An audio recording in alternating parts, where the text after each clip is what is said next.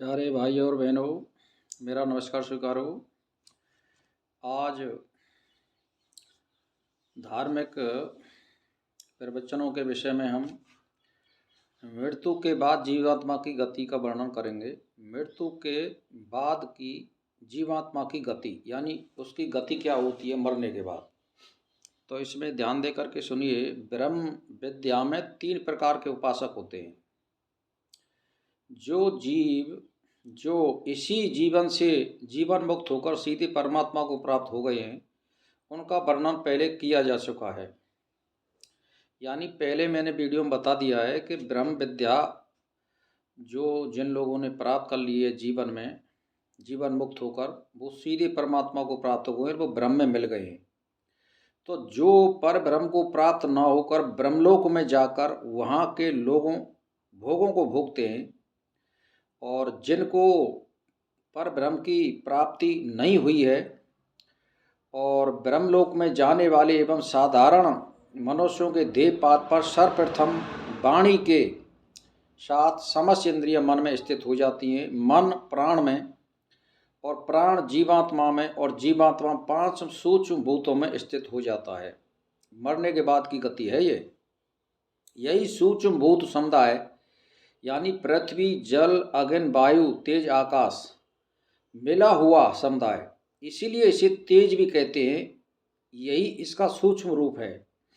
ब्रह्मलोक में जाने वालों का तथा साधारण मनुष्यों का जिनका पुनर्जन्म होता है, सूक्ष्म भूत समुदाय में स्थित होने तक का मार्ग एक ही है, यानी सबका, मोक्ष वालों का और जन्म लेने वालों का। क्योंकि ब्रह्मलोक में भी जीवात्मा सूक्ष्म शरीर में ही जाता है।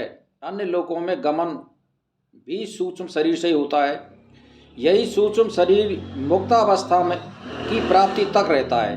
जब तक साधारण मनुष्य का पुनर्जन्म नहीं होता, तब तक वह प्रलय काल की भांति कर्म संस्कार के सहित अज्ञान की स्थिति में रहता है, और यह परमात्मा की प्राप्ति नहीं है।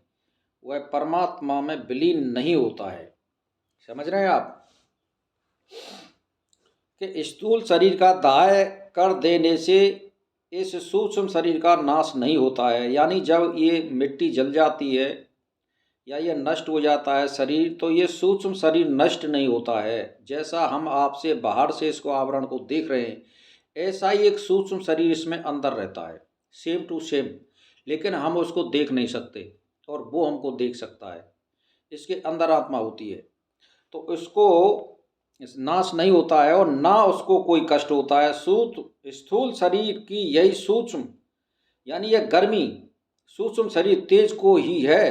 इसके निकलने पर शरीर ठंडा हो जाता है। यानी जब तेज निकल जाता है हमारा, तो कहते हैं कि ये ठंडा पल गया और ये आदमी मर गया। वो वही है, यानी वायु होती है वो, पृथ्वी, अग्नि, जल, वायु, आकाश, तेज। तेज का मतलब अग्नि जो होती है वो निकल जाती है, तो वो ठंडा हो जाता है मनुष्य। मरणासन्न मनुष्य के समस्त इंद्रियां, प्राण और अंतःकरण के लिंग शरीर में एक हो जाने पर हृदय के अग्रभाग में प्रकाश हो जाता है, यानी यहाँ छाती पे प्रकाश हो जाता है। तो प्रकाश हो जाता है। ब्रह्मवेत्ता की यह ज्योति ब्रह्मरंध्र मार्ग से निकलती है, यानी ब्रह्मलोक में जाने वाली की यह ज्योति सुषुम्ना नाड़ी से निकलती है। साधारण मनुष्यों के कर्मानुसार अन्य मार्गों से निकलती है। यानी जो ब्रह्म को जो 24 घंटा ध्यान कर रहा है और परमार्थ के काम कर रहा है, उसकी जो गति यहाँ से तालू से निकलती है। मरते समय वो चेतना एंड में वहीं पहुँच जाती है और वहीं से वो निकल जाती है। ये है ब्रह्म ज्ञानियों की, योग करने वालों की, ज्ञान प्राप्त करने वालों की, साधना करने वालों की गति वहाँ से होती है। तो अन्य जो लोग हैं उनकी गति कभी आँखों से होती है, कभी मुख से होती है, कभी कानों से होती है, कभी जो है मतलब ये कि लिंगी से होती है, कभी गुदा से होती है। ये अन्य उनकी गति है जिनके कर्मों के अनुसार। तो ब्रह्मवेत्ता की जीवात्मा स्थूल शरीर से निकल कर पहले सूर्यलोक यानी तेज में जाती है, जो ब्रह्मलोक का द्वार है। तेज ये साधारण मनुष्यों के लिए बंद रहता है। इस तेजों में पदार्थ सूर्य की गति ब्रह्मलोक तक है। इसी मार्ग से ज्ञानी ब्रह्मलोक तक पहुंचता है। ब्रह्मलोक में जाने वाले ज्ञानी के लिए रात्रि और दक्षिण काल की कोई बाधा नहीं है। यानी ब्रह्मलोक में जाने वाले ज्ञानी के लिए रात्रि या दक्षिणायन काल या उत्तरायण काल कोई बाधा नहीं है, वो उसके लिए वो सब समान है। मतलब तो ब्रह्मलोक में जाने वाले इस मार्ग को अर्ची मार्ग यानी उत्तरायण मार्ग और देवयान मार्ग कहा जाता है। यह एक ही मार्ग है, भिन्न भिन्न मार्ग नहीं है। सभी साधक इसी मार्ग से जाते हैं। यह मार्ग विभिन्न लोकों में भी होकर जाता है, जिसको अवगानी पुरुष इन्हें आगे के लोकों में पहुंचा देते हैं। ये सूक्ष्म शरीरधारी देवता होते हैं। यह ब्रह्मलोक ब्रह्मा अथवा हिरण्यगर्भ को प्राप्त होने से, जिसे कार्य ब्रह्म कहा जाता है, यह ब्रह्मा का लोक है। वहाँ जीवात्मा अनंत काल तक रहता है तथा प्रलय काल में वह ब्रह्मा के सहित पर ब्रह्म में लय हो जाता है। इसका पुनरागमन नहीं होता है, यानी उसका जन्म नहीं होता है। ये समझिए आप।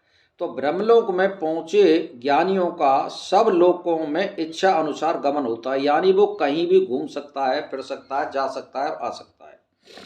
ब्रह्मलोक में पहुंचे हुए मुक्तात्मा का केवल वहाँ के दिव्य भोगों को ही भोगने का अधिकार है। उन्हें जगत की उत्पत्ति, संचालन, प्रलय आदि कार्य करने का अधिकार नहीं है। यह कार्य पर ब्रह्म का ही है। ये ब्रह्मा के अधीन रहते हैं। अनंत सृष्टि के कार्यों में हस्तक्षेप करने का उनका अधिकार नहीं है, ना ही उनकी शक्ति है।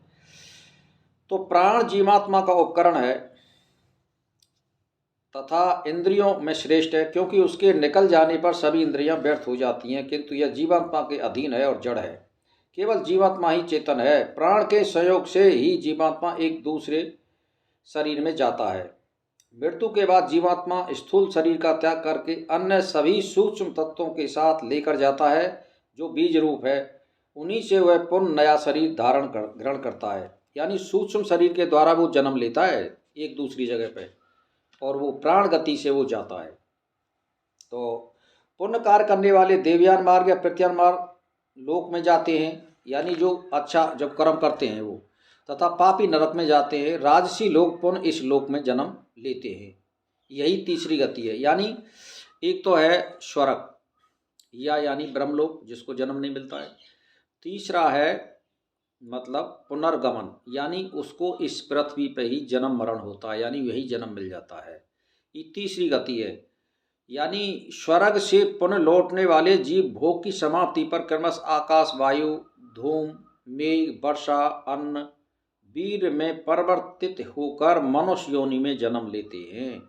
इस प्रकार ये सूक्ष्म शरीर से स्थूल शरीर धारण करते हैं। इस यात्रा में विलंब नहीं होता है। यानी जैसे वो आकाश में आते हैं, फिर वायु बनता है, वायु से वो धूम बनता है, यानी एक तरह सा एक धुआं जैसा, और एक जो है मेघ यानी बादल बन जाते हैं, और फिर वो वर्षा करते हैं, फिर वो अन्न में आते हैं, और फिर वो अन्न से मनुष्य का वीर्य बनते हैं, और वीर से फिर वो स्त्री की शरीर में जाते हैं योनि के द्वारा, और वो माँ जो है अपनी उत्पत्ति आरंभ कर देता है। ये क्रम है जीव का, यानी जन्म लेने का। इस तरह से जन्म लेते हैं। एक जन्म वो है कि जैसे मान के चलिए कि आपने ऐसे कोई कर्म नहीं किए जिनको इनकी प्रक्रिया से नहीं गुजरना पड़ता है, तो वो डायरेक्ट भी जन्म लेते हैं। यानी मरता है तो वो तुरंत जन्म लेते हैं, उनको इसमें प्रक्रिया में गुजरना नहीं पड़ता है। तो एक प्रक्रिया तो ये है, और एक प्रक्रिया पिता के द्वारा है। एक प्रक्रिया वो डायरेक्ट है।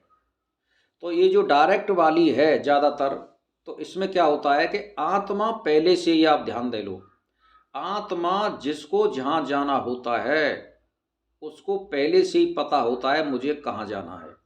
तो वो अन्न के द्वारा उसी पिता में प्रवेश कर जाएगी उस अंश से, और फिर वो बच्चा बन जाएगा, तो पूर्ण रूप से वो माँ स्थापित हो जाती है।